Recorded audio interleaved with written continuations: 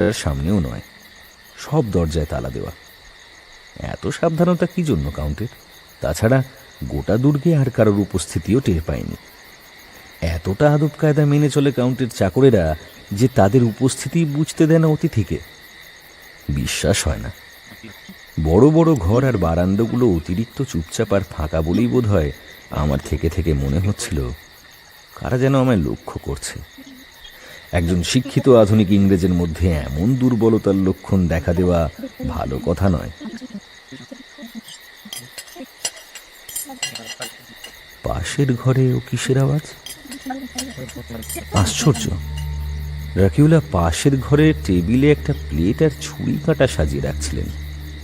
তার মানে কি সত্যি এই দুর্গে কোনো কাজের লোক নেই? মানে দুর্গে আমি ছাড়া শুধুই ড্রাকুলা উপস্থিত? তাহলে তিনি আমাকে মিথ্যে বললেন কেন? আর তিনি কখনই বা বেরোলেন আর ফিরেই বা এলেন কখন? সদর দরজা খোলার আওয়াজও তো শুনিনি।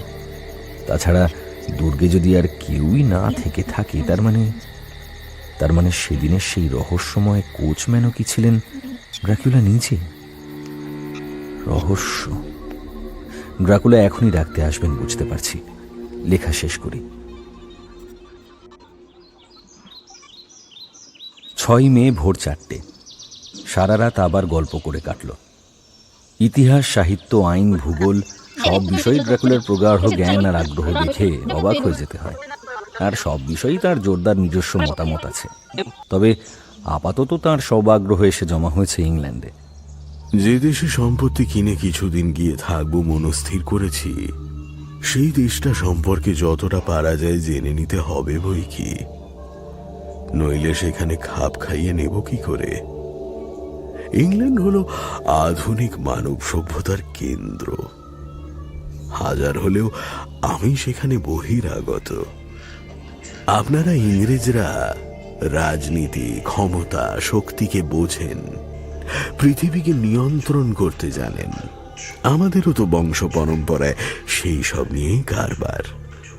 ওই যে বলছিলাম কাল, রক্ত আর মাটি। তাছাড়া আপনারা প্রাচীনত্ব আর আভিজাত্যকে মন প্রাণ ঢেলে ভালোবাসেন।